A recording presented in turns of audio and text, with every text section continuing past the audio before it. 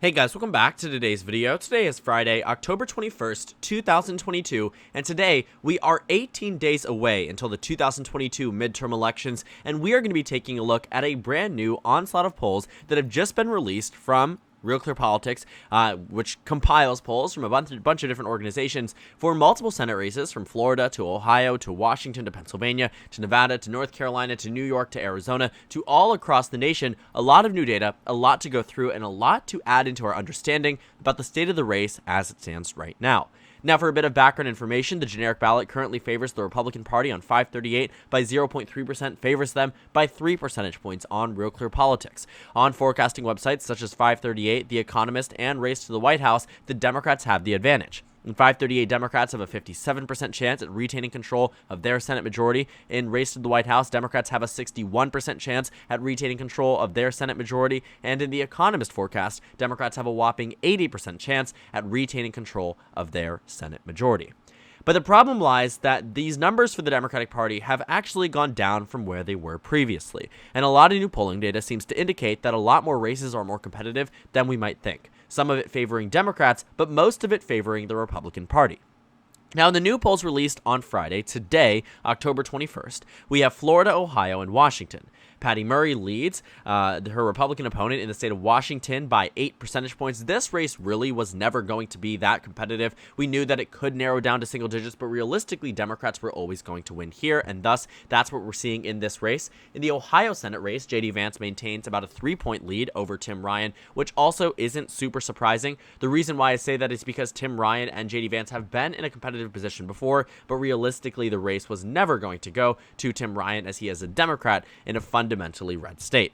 The state of Florida, while not a fundamentally red state, does seem to really like Marco Rubio. Though he only leads by 6 percentage points, it's a state that Donald Trump won in 2016 by just a point and in 2020 by about 3. So for Marco Rubio to be outperforming that, doubling that, multiplying that by 6 relative to where it was back in the last election in 2016, so overall what I take away from that is that Marco Rubio is maintaining a pretty significant lead. J.D. Vance, Patty Murray are also pretty comfortable when it comes down to their races themselves. But the big ones really jump out to me from the state of Pennsylvania, Nevada, North Carolina, really big hitters here, all of which seemingly favoring the Republican Party. In the state of Pennsylvania, it is now a tie. The reason why that is significant, we'll talk about that in just a moment, is because it has never happened. In Nevada's Senate race, Adam Laxalt and Catherine Cortez Masto, the Republican Adam Laxalt, the former Attorney General, I'm talking quite quickly, the former Attorney General is leading by about a point. Looking at the race between Ted Budd and Sherry Beasley, about a 4-point margin of victory between the two. Ted Budd, the congressman who was handpicked by President Trump to run for this race, started out with 3% of the polls, became the front runner, ended up winning. He is currently leading by about 4 points. That's good news for the GOP, a race they simply do not have to worry about to the extent that they might in Pennsylvania or Nevada or even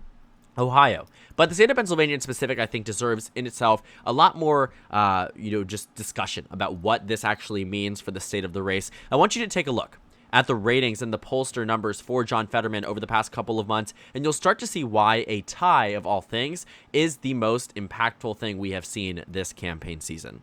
From the start of the polls that have been aggregated on Real Clear Politics, John Fetterman had an 8-point lead over Dr. Oz across the state, and he maintained that while there were no new polls that were added into the bunch. But then new polling data came out, and it actually seemed to favor the Republican nominee, Mehmet Oz, less. John Fetterman led by an average of 9 points statewide. Again, that itself is also quite impressive. On top of that, I will say, for John Fetterman, that I never once personally expected John Fetterman to win by a margin of about 9 points. That was never realistic, especially knowing the national environment for both of these candidates. Knowing the national environment, the statewide environment, it was just never going to be a 9-point margin of victory for the Democratic Party. But I will say that I definitely take away from this that John Fetterman did have a pretty substantial lead, and people seem to like him. People definitely seem to see him, John Fetterman, in a positive manner, enough so that they also saw Dr. Oz in a -1 as well. So we're looking at that. We're seeing the 9-point lead. So then what happens? It does narrow down, but when it does narrow down, it's still a pretty significant lead. For context, President Biden won this state by just 1.2% in the last election. So when I think about that, when I remember that President Biden, barely won the state, to see Dr. Oz losing by a margin any more than what Donald Trump lost by meant that our national environment should be more democratic. But obviously that is not the case. But then things started to become more realistic. John Fetterman started to lead by 4, then 3, and then now he's leading by just 2.4%. And this tie is the first one we have seen this entire campaign cycle. Dr. Oz has never led in a singular poll. In fact, from the very beginning, John Fetterman has always led. We hadn't even seen ties before.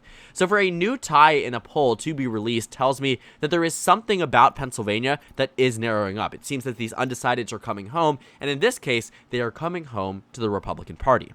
That's what this new number tells me, and we've seen it with the narrowing up of many other races. Nevada is also quite interesting, definitely could deserve a little bit more discussion simply because the Republicans have maintained a lead here for quite some time. If Democrats are to win here, it will be quite surprising, but then again, not necessarily out of tune with what we've seen in the state of Nevada in the past. For instance, in the governor's race in 2018, the Republican Adam Laxalt, the same guy, was leading by 0.6, he lost by 4. In the Senate race that was also occurring at the same time, Jackie Rosen, Dean Heller, the Republican incumbent, was in a tie. Jackie Rosen won by 5. You look at 2016, Trump was supposed to win the state against Hillary Clinton. What happened? Hillary Clinton won by 2.4. So polling data in Nevada historically has underestimated Democrats, but I don't know entirely if that's going to be the case this time around. And if I was to be a Democratic strategist, I'd much rather be in the lead than relying on a polling error carrying me across the finish line.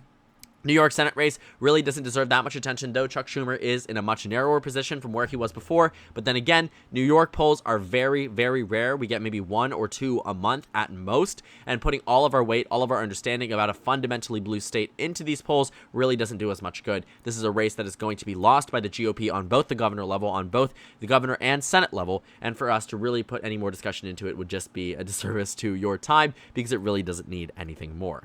Moving down to Pennsylvania, Fabrizio released a poll that showed Fetterman leading by 2. Makes sense. Arizona Senate, this new one from Trafalgar, is quite surprising, but then again, I remember that it is a Trafalgar poll. It shows Mark Kelly leading by 1 point, and that in itself is surprising because Mark Kelly has been leading by a pretty substantial amount, similar to John Fetterman in the final months of the campaign season, though never more than 6 points across the state. He has been defeating Blake Masters in head-to-head matchups by some cases substantial enough margins.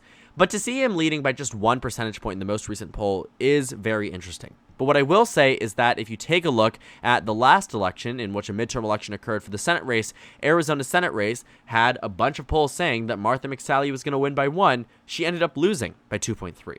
Polling data in midterm years in Arizona is not always the most accurate, and this is an example of that. That could be the case in the Arizona Senate race against the Republican Party, meaning that Democrats do end up winning. But that 1 point lead is certainly not where I would want to be if I was Mark Kelly. The Georgia Senate race, I would say that I trust these numbers a little bit more than I trust other states.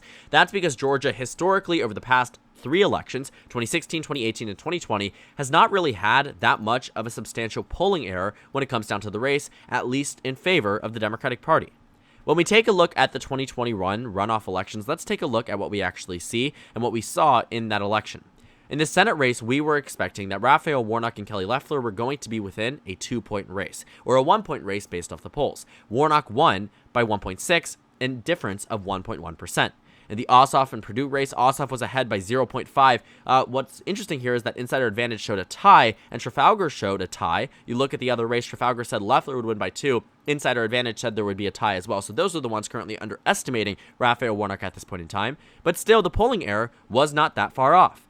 When you take a look at the presidential election, for instance, what was Joe Biden supposed to win by across the state? Well, in fact, he wasn't. Donald Trump was supposed to win by 1, Biden won by 0.3, but ultimately, it was a shift of about 1.3%. In 2016, Trump was supposed to win by 4.8%, he won by 5.1. How much was the shift off? 0.3%. You look at 2018 in the governor election, Brian Kemp was supposed to win by 3, he won by 1.4. What was it off by? 1.6%. So this is a state where polling errors really are non-existent over the past 2016, 2018, 2020 election. And while there is a reasonable argument to be made that it could be happening this time around because of Walker's candidacy, because of his celebrity status similar to Trump, if it didn't happen for Donald Trump, I don't think it's going to happen for Herschel Walker. And Raphael Warnock leading in these new polls 2 points, tying in the other, isn't necessarily the best news. But what I will say is that the polls, on average, seem to be quite accurate, and if they are saying that Warnock is winning, I would trust that number if I was looking at it objectively, which I am trying to.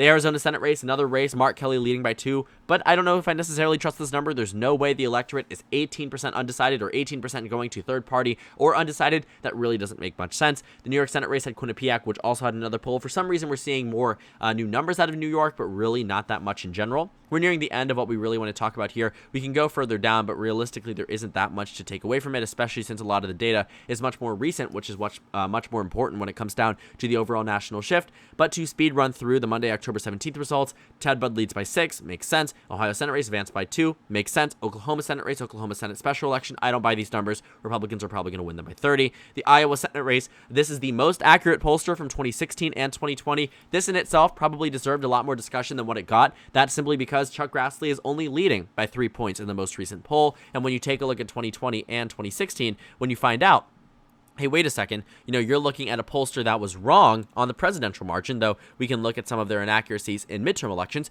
You will see here that the Iowa pollster said that all of them, the average had Trump +2. Des Moines Register, which is also, I believe, combined with another polling firm, shows Trump ahead by 7. He won by 8. In 2016, the average here, Trump +3. The most recent poll that we found in 2016 was the Des Moines Register, said Trump would win by 7. He won by 9.5. The most accurate pollster in many elections, and looking at the Iowa Senate race, it very well could be this time around, but Chuck Grassley ultimately is still going to win, so it really didn't deserve that much discussion. This poll from Fabrizio says that Richard Blumenthal is going to win by 5 points. I don't buy that. He's going to win by 15. That's not a race we need to worry about. Outliers absolutely still exist, and they are very much taken into account in regular politics, but we need to understand that we need to address that and recognize where a outlier might be, and how it can skew an average, and how we can't always trust the numbers that we see immediately at face value. Aggregates are so much better. Taking the average, taking a look at a lot of the data, actual verified sources are significantly better than just taking polls off of Twitter, Real Clear Politics, 538, and trusting them blindly, just one singular poll. There's a lot to be said about what polling data can tell us, and I do think it is relatively accurate, but what I do also think is that at the same time, we cannot single-handedly trust one poll because it fits one individual narrative. We need to take it on the surface level, which is why we're going through these polls all together. So one thing also was not clear by going through a lot of these polls was that the Senate races and the state of the Senate right now is an absolute and total toss-up. The Democrats have a 57% chance at retaining control, and Republicans are at 43%. Though the numbers look better on websites like Race to the White House and The Economist, I trust 538 the most. And seeing this 57 to 43 advantage tells me that it truly is anybody's game. But knowing where it was just a month ago, I would rather be back there if I was a Democrat than where I would be today. On September 20th, 2022, actually today is what, the 21st, so September 21st, the Democrats had a 70% chance at retaining control of the Senate. The Republicans had just a 30% chance. That is significantly improved upon by the GOP to 43% today to 57% for the Democrats. And if this trend continues, between now and Election Day, Republicans will be the undeniable favorites for that election. Undeniable favorites for Senate control, and they already are the undeniable favorites in House control. Democrats are starting to dip below 20% for the first time in months. You can see here that on August 10th was when the Democrats started to cross this convergence point above 20%, and now they have dipped all the way back, peaking at 32%. Today standing, actually maybe 32, but now down to 20%. Republicans went from a low point of a 68% chance at winning House control to now an 80% chance. Realistically, this entire campaign season, it should have been 99%, but what I will say is that you cannot deny the Republican improvement, though they may have had inaccuracies or inabilities to win certain races in the past. The point is, the Senate is contentious. The Senate is extremely contentious, and right now, these new polls don't seem to be indicating the best numbers for either side of the aisle. Republicans are still losing in the state of Pennsylvania. They're still losing in the state of Arizona, but they're winning in the states of Ohio, Florida, and Nevada, and North Carolina. But they still very much relied to win on those states, and if the states do fall how they are expected to right now, based off of averages, Democrats retain Senate control. That's not what the Republican Party wanted out of this midterm election. They absolutely wanted to win control, but we can't deny, too, the Republicans at this trend are on track to win control of the Senate. If they do end up maintaining their level of momentum, maintaining their ability to climb and climb and climb in the 538 forecast, in the forecast on the betting odds, in the generic ballot, in the polling numbers, in the fundraising numbers, in whatever it might be, Republicans will become the favorites to win Senate control. And by that point, it would sort of become a foregone conclusion. because we are less than 18 days away until the 2022 midterm elections.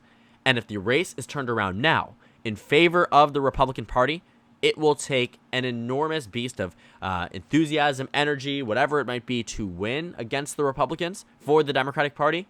But realistically, that probably is not going to happen. When Republicans start to increase, enthusiasm on their side starts to increase as well. Democrats can't necessarily say the same. Their improvements on the national generic ballot did not necessarily translate to a maintenance of where they were previously.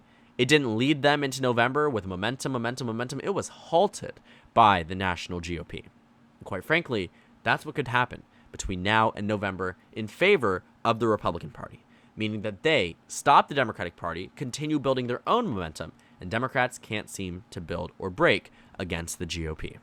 We'll see what happens, though. These Senate races are very, very fascinating, very interesting races to watch. I'm excited to see brand new polling data out of Pennsylvania from Fox News next week. It might show us, for the first time, a Dr. Oz lead in a poll, though that may not occur as well. We'll wait and see. We'll find out what happens. It will be quite a fascinating race to watch amongst many, many others, and I will see you guys hopefully for election night during one of my live streams.